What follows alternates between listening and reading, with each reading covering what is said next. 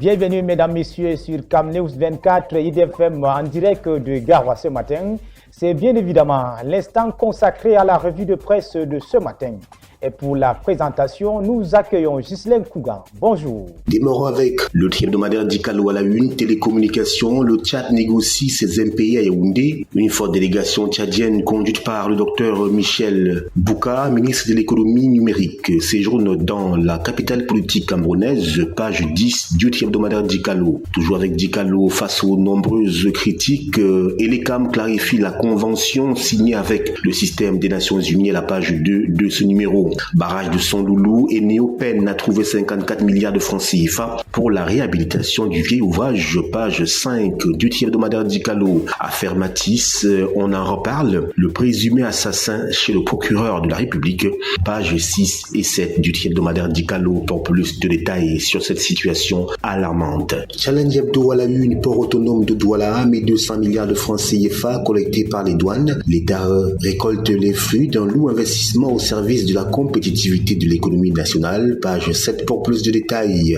Jai Lobos, des riverains pris en flagrant délit de destruction d'une route à l'aide de pelles. Ils ont extrait des gravillons utilisés pour la couche de base, page 8 du journal Challenge Hebdo. Pourvoi en cassation à la page 9, la Cour suprême statue sur les libérations de 23 militants du MRC après plus de 5 années passées derrière les barreaux. Audience de tous les espoirs, c'était donc hier à Yaoundé. Rassemblement démocratique du peuple camerounais, les grandes leçons de la marche de Maroua sont livrées à la page 3 du journal Challenge Hebdo. Le quotidien Le Jour à la une, Yaoundé, un enseignant d'université agressé par des hommes cagoulés. Le récit glaçant du politologue Michel Oyané est à lire dans les colonnes de ce journal. Cameroun, la dette intérieure de l'État atteint 3 900,2 milliards de francs CFA. Le journal Les Montagnards à la une, promotion santé 2025, une santé gratuite pour la population de l'extrême nord. Le ministre de la Santé publique, le docteur Manaouda Malachi, a annoncé ce 15 mai 2025 le lancement de la vaste campagne de santé gratuite,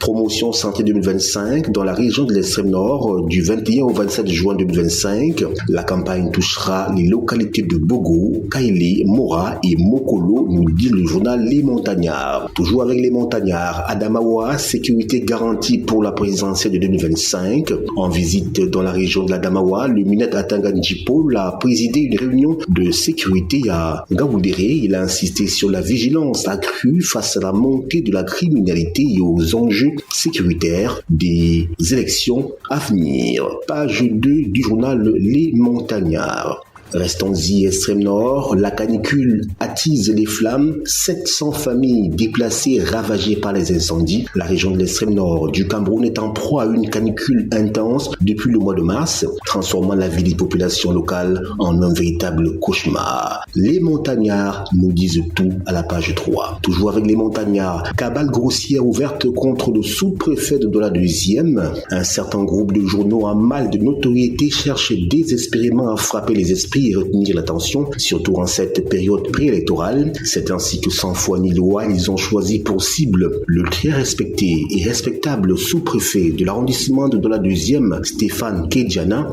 sur qui ils déversent leur bile, l'accusant d'avoir installé de manière illégale un militant du Social Democratic Front, SDF, à la tête de la chefferie de Nouvelle Tratrafic, alors que l'autorité administrative a sacrifié au respect de la réglementation en vigueur. Ces journaux, à y voir de près, ne comprennent pas que l'autorité administrative, en tant que garant de sa circonscription, ne s'accommode point des obédiences politiques dans l'exercice de ses fonctions. C'est donc ainsi qu'en bon légaliste et républicain, le sous-préfet de Douala 2e, Stéphane Kedjana, dans sa logique, a installé un Camerounais, car l'homme intègre ne s'accommode point des obédiences politiques et religieuses en tant que chef de terre, et bien évidemment avec l'onction du préfet du Vouri, Siliar Marim Vogo, sa hiérarchie, qui jouit lui aussi d'une notoriété et d'une intégrité sans faille. Tout ceci est à lire donc dans les colonnes du journal Les Montagnards, cette grossière cabale orchestrée contre le sous-préfet de l'arrondissement de Douala 2e, Stéphane Kedjana, fidèle parmi les fidèles du président Paul Biya.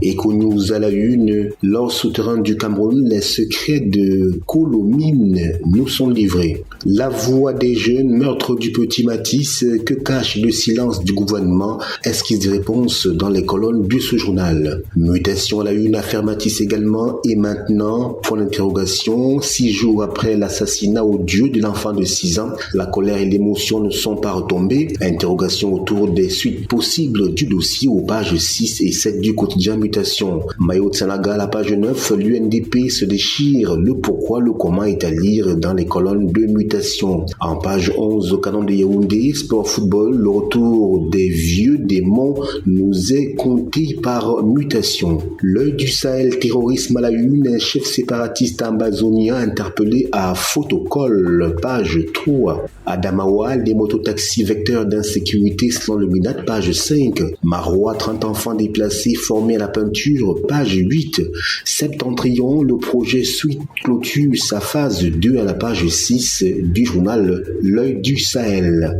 Cameroun Tribune à la une, fête nationale 2025, ce sera top sur l'ensemble du pays. Les préparatifs de la 53e fête nationale qui se célèbre mardi prochain gagnent en intensité avec une succession d'activités véhiculant les valeurs de vivre ensemble, de patriotisme et de civisme. À Yaoundé, les parties prenantes ont rendez-vous demain au boulevard du 20 mai pour la grande répétition générale du défilé civil et militaire. À lire le programme officiel, l'éditorial, les pages spéciales et le dossier de Cameroun Tribune aux pages 3, 6 et 16 de cette édition. Spectacle, la fête à Petit Pays, la star est à Yaoundé depuis hier pour la célébration de ses 40 ans de carrière musicale. Après une audience avec le ministre des Arts et de la Culture et des rencontres avec son public, le Turbo d'Afrique se produit ce samedi sur la scène du Palais Polyvalent des Sports en compagnie de plusieurs artistes de la jeune génération, page 43 de Cameroun Tribune. Production et commercialisation de l'eau de table, pourquoi Aura est suspendu? Eh bien, Cameroun Tribune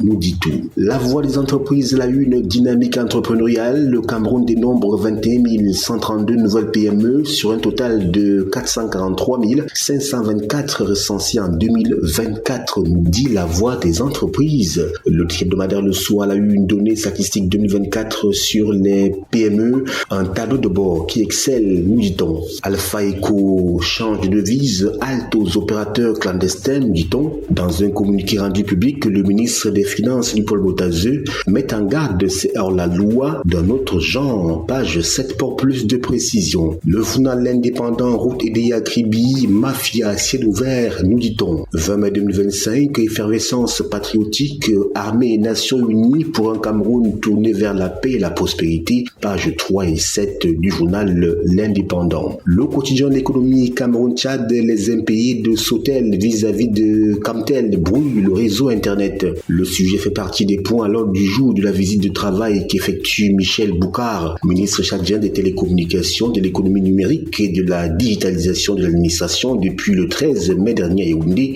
Page 3, Yaoundé, un colloque pour débattre sur le capitalisme social. Page 7, création des richesses, le secteur informel contribue peu, nous dit le quotidien de l'économie à la page 6 de cette édition. Émergence, transformation numérique, le mauvais exemple qui vient des mairies nous est livré. Mortalité maternelle, situation préoccupante au Cameroun, nous dit le quotidien Émergence. H 2025, le consulat du Cameroun à Jeddah alerte sur des températures élevées. Colomine, évaluation de la mine d'or, page 5 du quotidien Émergence. Éco-santé à la une, 3e salon dentaire d'Afrique centrale, Yaoundé, capitale de l'innovation dentaire, nous dit-on. Le journal Le Citoyen à la une, armée et Nations Unies pour la paix et la prospérité. Le Cameroun célèbre sa fête nationale sous le signe de l'unité entre l'armée et la nation, un thème qui met en avant la nécessité de collaboration pour un avenir meilleur. Page 3 du journal Le Citoyen. Info matin à la une, secteur minier et industriel, Cameroun et Émirats Arabes Unis explorent des opportunités stratégiques.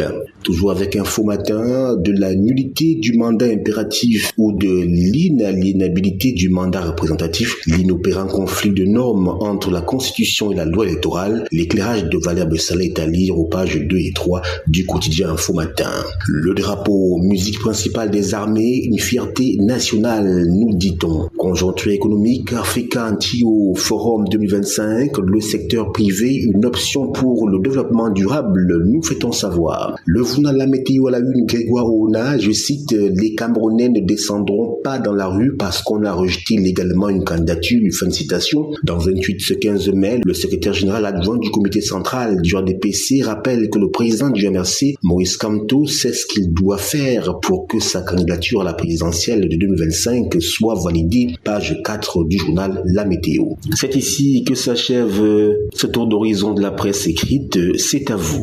Merci Gisèle Kougan. Voilà, mesdames, messieurs, la quintessence des unes parues en kiosque ce matin est livrée sur CamNews 24, Hit FM et toutes les autres plateformes de MBF Média. Tous les sujets ont été traités par la presse écrite, tellement des sujets. C'est remarquable, ce travail effectué par nos amis de la presse écrite. Allez, rendez-vous dans les kiosques, c'est 400 francs. Comme j'ai l'habitude de le dire souvent, c'est un peu moins que le prix d'une bière ou même d'un jus. Excellente journée à tous.